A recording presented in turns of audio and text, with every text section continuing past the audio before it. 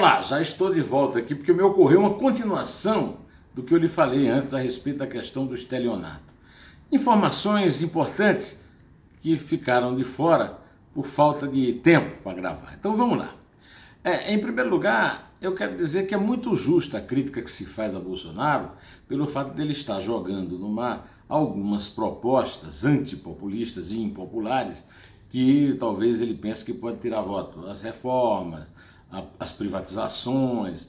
Talvez não precisasse nele tocar nesses assuntos. De qualquer maneira, eu não vejo nada de tão dramático para alterar votos assim a mãos cheias, né? O que eu vejo de dramático e que eu não tenho percebido uma forte opinião crítica a respeito, né, é a diferença capital que há entre o primeiro turno de Fernando Haddad, ou seja, de Lula, vulgo Fernando Haddad, e o segundo turno de Fernando Haddad, vulgo Lula. Tudo continua como antes, mas agora o pombo correio, né, é o Jacques Wagner, o Jaquinho, lá da Bahia. Ele é que vai para a Superintendência da Polícia Federal em Curitiba conversar com o presidiário para trazer as mensagens que o presidiário tem a mandar à nação através do PT. O presidiário foi completamente alijado da campanha por um motivo muito simples. Tudo o que ele podia de agregar em matéria de preferência de voto, usando o seu carisma, a sua força, já foi agregado e já levou o Fernando Haddad, ou seja, ele mesmo, para o segundo turno. Isso me levou à conclusão de que não haveria uma grande diferença entre uma votação que ele mesmo teria e a votação que o Fernando Haddad terminou tendo. Isso aí é uma coisa que nunca nós vamos saber, porque isso só os fatos comprovariam. Mas o que é certo é que é um estelionato, essa mudança, tirar o Lula da campanha, trocar o vermelho pelo verde e amarelo, trocar os slogans, né, o slogan do Brasil Feliz pelo slogan do Brasil para Todos, para poder abarcar os apoios que vêm aí, e todos os fatos dinâmicos desses apoios, né? Por exemplo, o apoio crítico do PDT. Que diabo é apoio crítico? A viagem do Ciro para a Europa? Bom, eu pensei que talvez o Ciro pudesse ir fazer uma peregrinação ao São Francisco do Canindé para pedir que na próxima eleição o São Francisco consiga o milagre de mais votos para ele. Não, ele vai para a Europa descansar um pouco, porque teve um tempo aí muito cansativo. Coisa de gente granfina, coisa de coronel da República de Sobral, mas que nasceu em Pindamonhangaba, no Vale do Paraíba.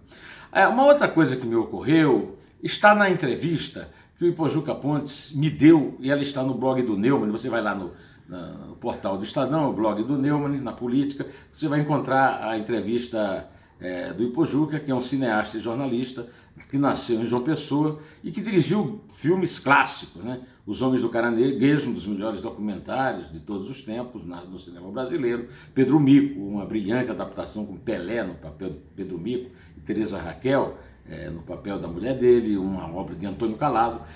O Ipojuca foi um produtor dos maiores sucessos de teatro do irmão dele, Paulo Pontes. Um Edifício Chamado 200, por exemplo, uma comédia de grande público, um sucesso enorme, né? Com o Juca de Oliveira, e com o Milton Moraes também, lá no Rio, né?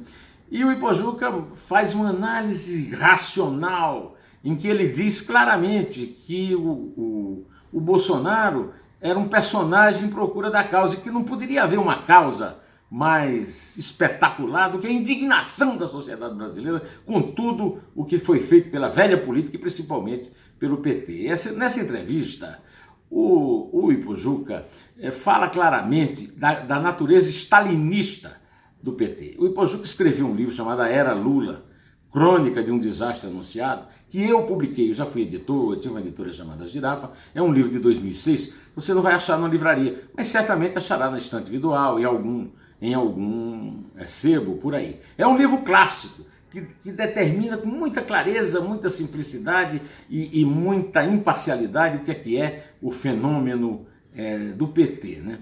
O Ipojuca então produz uma frase bastante cruel, mas bastante realista. Ele diz que o PT pertence a uma organização criminosa internacional chamada Foro de São Paulo e que por isso virou o maior e o pior saco de excrementos do mundo ocidental. Está lá na entrevista.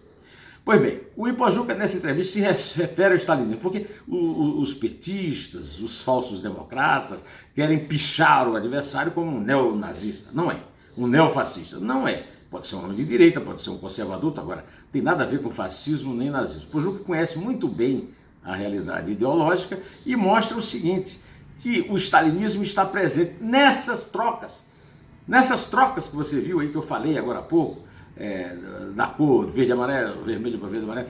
O Stalin era o campeão disso. E na tentativa de desqualificar os adversários, o Stalin tem uma história clássica. O inimigo dele, que era o Trotsky, ele simplesmente eliminou o Trotsky de todos os textos da história da Revolução Soviética, e o Trotsky foi na Revolução muito mais importante do que ele, e conseguiu eliminar o Trotsky da fotografia, em que ele está ao lado do Lenin, discussando enquanto ele, Stalin, não estava. Aí o Stalin, tirou. Essa é a tática do PT, né?